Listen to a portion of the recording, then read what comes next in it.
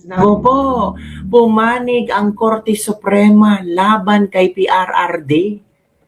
Meron na talagang hustisya sa Pilipinas. Ngayon kabibig, naglabas ang Korte Suprema ng kanilang ito kabibig, nilabas ng Korte Suprema ang kanilang tungkol kay Kian.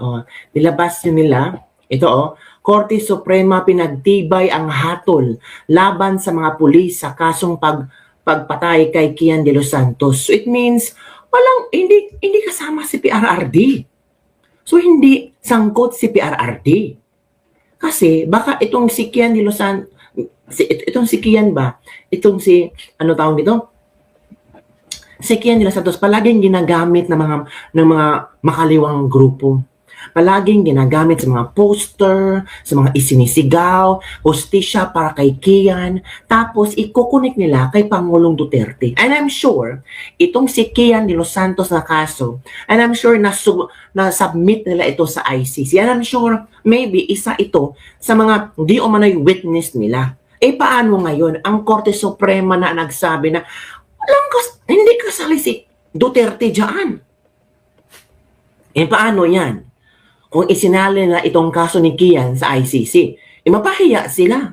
Ang Korte Suprema na ng Pilipinas ang nagsalita. Ito share ko kabibig Baka sabihin naman gawa-gawa ni kabibig yan para pagtakpan si Digong. Basahin natin. Ito Yan. Korte Suprema pinagtibay ang hatol laban sa mga pulis sa kasong pagbatay kay Kian de los Santos. Pinagtibay ng Korte Suprema ang hatol laban sa 3 pulis sa kasong pagpaslang sa 17 years old na si Kian de los Santos sa isang operasyon laban sa alam nyo na kung ano yun, di ba? Sa lungsod ng Caloocan noong 2017. Sa desisyon na isinulat ni Associate Justice Joseph Y. Lopez, idineklara ng ikalawang dibisyon ng Korte Suprema na guilty sa kasong, alam nyo na, sina Police Arnel Juarez, si Pereda at si Cruz. Hinatulan sila ng reklusyon perpetua o hanggang 40 taon na pagkakakulong at inutusan magbayad sa pamilya ni Kian ng 275,000 bilang danyos. Ngayon pa man, binago ng Korte Suprema ang parusang ipinataw ng Regional Trial Court at ng Court of Appeals pamamagitan ng pagtanggal sa pariralang without eligibility for parole. Ipinapataw lamang ang ganitong kondisyon kapag may mga pangyayaring nagbibigay katwiran sa parusang kamatayan na hindi naman napatunayan sa kasong ito. Yun mga kabibig yun ang nangyari mga kabibig. Natuklasan din ng Korte Suprema na sadyang dinala ng mga pulis si Kian sa isang liblib na lugar at inilagay siya sa isang kalagayang walang kalaban-laban na nagbibigay daan para masagawa ang krimen na walang hadlang at matiyak at matagumpay ito. Hindi pinaniwalaan ng Korte Suprema ang pahayag ni Juarez na ginagawa lamang niya ang kayang tungkulin. Binigyang diin ng Korte na hindi maituturing na karaniwan sa ganitong operasyon ang pagtsugi sa isang minoridad at hindi rin kasama sa pagpagtsugi sa pagganap ng tungkulin. Yan kabibig tingnan nyo na Ito ang komento ng ating mga netizen. Supreme Court PH hope there's an open for new reviews. There's hope in living that not here might in the heavens cradle. God is forgiving. Why can't we Human Rights Watch? #Supreme Court PH. Thank you, Lord. The justice is served to the soul of the victim and his beloved family. May the justice system be always fair and serves the community with consensuous act. May justisya naman pala sa Pilipinas, piliin nga lang. Yan kabibig Ito So yun kabibig. Yun na nga ang sinasabi natin. At sabi naman ni Senator Ben Padilla, mga kabibig. Ito ang sabi ni Senator Ben Padilla hinggil sa issue na ito, lalo na kung posibilidad na nagamit ang kaso ni Kian sa ICC. So ito ang sabi ni Senator Ben Padilla. To the International Criminal Court, the Philippine justice system is working now, and it has always been working. I know this is not as theory, but through lived experience. I was once a prisoner under our own laws. Let this stand as proof, as evidence, and as a wake-up call to our prosecutors and judges of the ICC. O, tingnan nyo. O, di ba? So, tingnan nyo, kabibig. Yun ang komento ni Senator Ben Padilla. Ito kabibig. Senator, di pwede sa Pinas i-hearing sa tatay kasi wala siyang kaso dito. Doon siya kasi dinamanda ni Trillanes sa ICC. Basic yon. Bakit tahimik ang SC sa petisyon ni Kitty Duterte tungkol sa kay PRRD? Masyadong selective din ang Supreme Court. Ito yung napakalaking pagkamali ng administrasyon ngayon. Isinuko na lang nila ang dating Pangulo sa ICC para mabigyan ng katarungan ang pagkamatay ni Kian. Paano yan? Ngayon gumana na ang batas dito sa Pilipinas, nahatulan naman ang may sala simula pa noong 2018, tapos pinagtibay pa ngayon ng Supreme Court. Ano ang naging reaksyon ni Conti nito? Tama ka, Idol Senator Ben Padilla, yun na nga nangyari kay Kian, hindi po utos ni PRRD yun. May lapses talaga ang mga pulis na yan. Nakakaya yung justice system natin, pinangunahan tayo ng ibang bansa.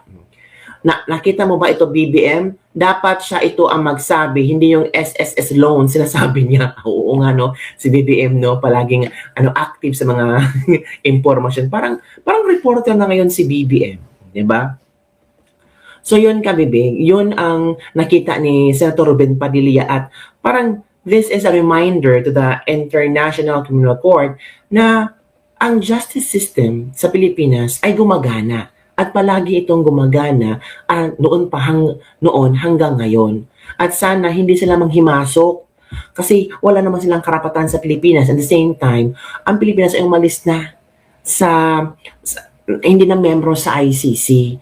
Kaya huwag na kayong magpaka-epal ICC. Tingnan nyo ngayon, sinupal pa kayo ni Trump, na-sanction ng ibang mga huwes. So ano pa bang gusto nyo? Ito ay isang another pagsampal. Hindi lang sa ICC, kundi yung mga prosecutors ng ICC sa kaso ni PRRD. Hindi nga natin alam kung anong kaso ni PRRD. Sa mga prosecutors dyan, tingnan mo, pwede nyo ba itong gamitin? Well, pwede itong gamitin ni Kaufman. Diba? Pwede itong gamitin ni Kaufman panlaban sa prosecutor kung gagamitin nila si Kian as isa sa mga maybe members of the family of Kian na isa sa mga witnesses. Pwede itong gamitin ni Kaufman para isampal sa kanila. Ito ang desisyon ng Korte Suprema. Pinagtibay ng Korte Suprema ang desisyon ng Regional Court. Paano yan? Kasali ba si PRRD yan? Hindi. Ito kabibig ha. Meron akong nakitang video noon na talagang grabe pala ang pagtulong ni Pangulong Rodrigo Roa Duterte sa pamilya ni Kian. Opo mga kabibi. Ito muna ha. The justice system in the Philippines is working. The ICC case against PRRD is all politics. Traidor si BBM. Proof. Supreme Court has affirmed the conviction of police officers who killed Kian de los Santos in 2017. Mismong si PRRD ang nag-promise sa mga magulang noon ni Kian when they visited Malacanang that justice will be served. They were so thankful to PRRD at that time. Pero bakit bigla silang, ito yung video noon na bumisita ang parents ni Kian. Saldi and Lorenza de los Santos thanked the president for guaranteeing that the case of their son will be conducted in a just and fair manner. President Rodrigo Roa Duterte met with Mr. Saldi and Mrs. de los Santos, who asked for an audience with him help in Malago Clubhouse, Malacanang Park, Manila. The president expressed his deepest condolences to the couple for the death of their son and assured them that justice will be served. Tingnan niyo kabibig, he added that he did not go to their son's wake due to the pending investigation. Tingnan niyo kabibig. Yan, kita niyo naman ang video kabibig, no? So, saan yan? Saang parte na kung saan, walang pakialam si PRRD? Na happy si PRRD sa nangyari ni Kian. Hindi naman, kinausap ni PRRD, nagbigyan ng justisya si Kian. Ngayon, pinagtibay naman ng Korte Suprema. So, saang parte na si PRRD ay guilty sa nangyari ni Kian? Saang parte kung saan makikita natin na si PRRD ang nag-utos para itsugi si Kian? Diba? Yun nga kabibi, ang mahirap sa mga kakamping dyan. Gusto talaga nilang ipakita at gusto talaga nila sabihin na si PRRD ang nasa likod sa pagkatsugi ni Kian. Tingnan nyo ngayon, anong sabi ng Korte Suprema? Mayroon bang binanggit na pangalan na PRRD doon? Wala. So pahiya kayo. Pahiya na naman sila mga kabibig. Di ba? So yun kabibig ang ating Lislibak-libak for today. Ano ang iyong komento hinggil dito? For me, magandang magandang flow ang nangyari ngayon. Posibleng magamit ito ni Attorney Kaufman na ipakita sa ICC na tingnan nyo, kaso sa Pilipinas na pilit dinadamay, na pilit pinagbibintangan sa Pangulong Duterte, pero basahin nyo ang sabi ng Korte Suprema ng Pilipinas, walang PRRD ang kasangkot. Yung mga pulis, meron na silang nakasuhan na, tapos meron na silang hatol, di ba mga kabibig? So, ano ang yung reaction to mga kabibig? Is this a positive sign na posibleng makakalabas ang si PRRD?